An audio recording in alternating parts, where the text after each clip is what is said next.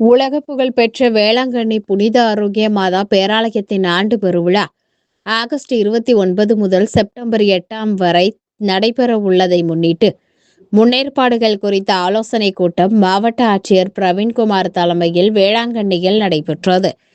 இக்கூட்டத்தில் மாவட்ட காவல் கண்காணிப்பாளர் கேல்கர் சுப்பிரமணிய பாலச்சந்திரா, பேரூராட்சி தலைவர் டயானா சர்மிளா உள்ளிட்ட பலர் கலந்து கொண்டனர். யார் மேன் பண்ணுவார்? ஓன்லி பஸ் மட்டும் தான் அலோ பண்ணணும். இல்ல acres of land. How big is this? 16 acres. 2 acres on cost market value. Just like private the government of Goa is asking. And similarly even மாவட்ட நிர்வாகம் சொல்லி சர்ச் சைடுல இருந்துமே வந்து பார்க்கிங் ஸ்பேசஸ் வந்து மோரலஸ் எனஃபா வந்து இருக்கு பண்ணிட்டு அதை வந்து அட்வர்டைஸும் வந்து பண்ணணும். ஒன்று. ரெண்டாவது, சர்ச்சுடைய பார்க்கிங்ல இருக்கிறது எல்லாத்துலயுமே வந்து முன்னாடியே நம்ம சொல்லி நம்மளுடைய பார்க்கிங் எல்லாத்துலயுமே வந்து அட்வர்டைஸ் பண்ணப்பட்டு சொல்லப்பட்டிருக்கு. இன்னொன்று ஒரு இன்ஸ்ட்ரக்ஷன், நம்ம கலெக்டர் சாரோட இன்ஸ்ட்ரக்ஷன் கொஞ்சம் அட்வர்டைஸ் வந்து பண்ணணும். அதான் ஆர்டிஓ சைட்ல இருந்து கொஞ்சம் வந்து பார்த்துக்கணும். அது சொல்ல ஸ்டவ் எக்ஸ்யூர் பண்ண சொன்னாங்க. ப்ராப்பர் ஒர்க்கிங் கண்டிஷன்ஸ்ல இருக்கா, கிளீனிங் ஆயிருக்கான்னு சொல்லிட்டு அது வந்து எக்ஸ்யூர் வந்து பண்ணியாச்சு.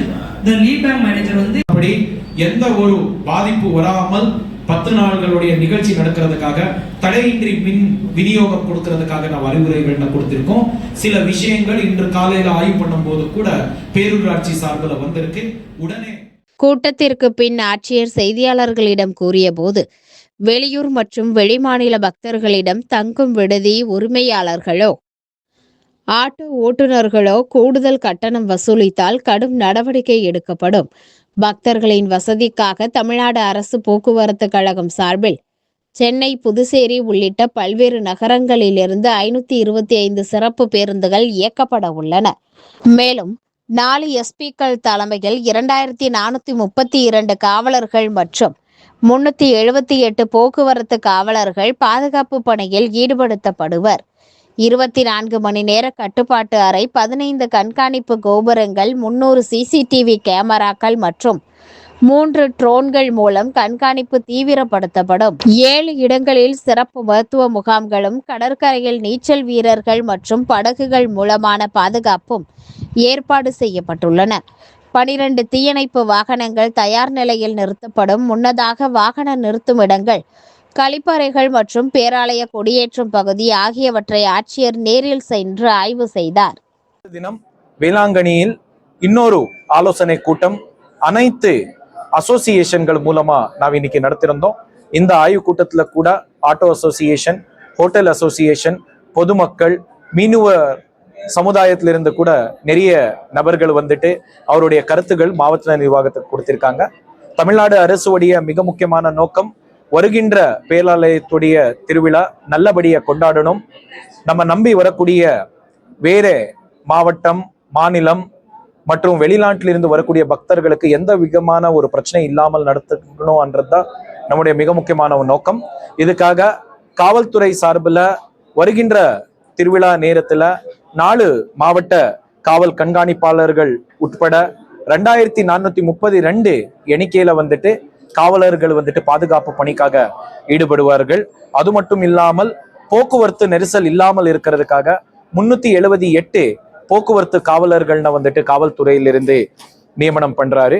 அதே மாதிரி revenue department, block developmental department, உள்ளாட்சி இருக்கக்கூடிய பேரூராட்சியுடைய நிறுவனம், மருத்துவ கல்லூரியிலிருந்து நிர்வாகிகள், joint director health services, fire department, EB டிபார்ட்மெண்ட்டுகளுக்கு கூட நிறைய அறிவுரைகள்னு நான் கொடுத்திருக்கோம். நிறைய பக்தர்கள் இந்த பகுதிக்கு வரும்போது அவர்களுக்கு தேவை இருக்கக்கூடிய கழிப்பறை வசதி, குடிநீர் வசதி, பார்க்கிங் வசதிகளுக்கு கூட நான் ஏற்பாடு பண்ணியிருக்கோம். இன்னைக்கு காலையில நானும் மாவட்ட காவல் கண்காணிப்பாளர் அவர்களும் உள்ளாட்சி உடைய தலைவர், துணைத் தலைவர் சார்ந்த அனைத்து துறை அலுவலர்களுக்கு கூட நேரடியாக போயிட்டு நான் ஆய்வு பண்ணியிருக்கோம். அனைத்து ஏற்பாடுகளும் கூட மாவட்ட நிர்வாகத்திலிருந்து நான் பண்ணிட்டு இருக்கோம். நம்மளுக்கு மிகப்பெரிய ஒரு உதவி பேராலயத்துடைய நிர்வாகத்திலிருந்து கூட வந்துட்டு இருக்கிறது. அவருக்கு கூட தமிழ்நாடு அரசு சார்பில் என்னுடைய நன்றிகளை நான் தெரிவித்துக் கொள்கிறேன். அதே மாதிரி வருகின்ற திருவிழாவில் வரக்கூடிய பக்தர்களுக்கு அனைத்து வகையான ஏற்பாடுகளுக்கு கூட மாவட்ட நிர்வாகத்திலிருந்து நாம் பண்ணிட்டு இருக்கோம். தமிழ்நாடு அரசு போக்குவரத்து கழகம் சார்பில் நிறைய மாவட்டங்கள்ல இருந்து பக்தர்கள் வர்றதுக்காக கிட்டத்தட்ட 525 சிறப்பு வாகனங்கள் கூட நாம் ஏற்பாடு பண்ண போறோம்.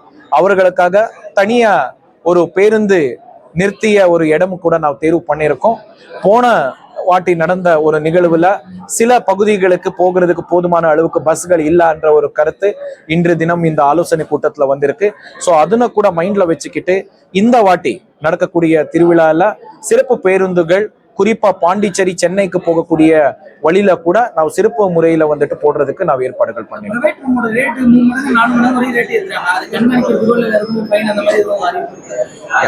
ஸோ இது சம்பந்தமாவே நம்மளுக்கு ஒரு மாஸ்டர் கண்ட்ரோல் ரூம் வந்துட்டு நம்ம பேரூராட்சி சார்பில் நாம் அமைக்க போறோம். அனைத்து துறை அலுவலர்கள் கூட அங்கே வர போறாரு. ஒரு டால் ஃப்ரீ நம்பர் கம்ப்ளைண்ட்ஸ்களுக்காகவே நான் கொடுக்க போறோம். அதுக்காகவே இன்று தினம் இந்த ஆலோசனை கூட்டத்துல மிக முக்கியமான ஒரு ஸ்டேக் ஹோல்டர் ஆகிய நம்முடைய ஹோட்டல் அசோசியேஷன்ல இருந்து நிர்வாகிகள் கூட வந்திருந்தாங்க, ஆட்டோ அசோசியேஷன்ல இருந்து கூட வந்திருந்தாங்க. அவர்களுக்கு கூட ஒரு அறிவுரை கொடுத்திருக்கோம்.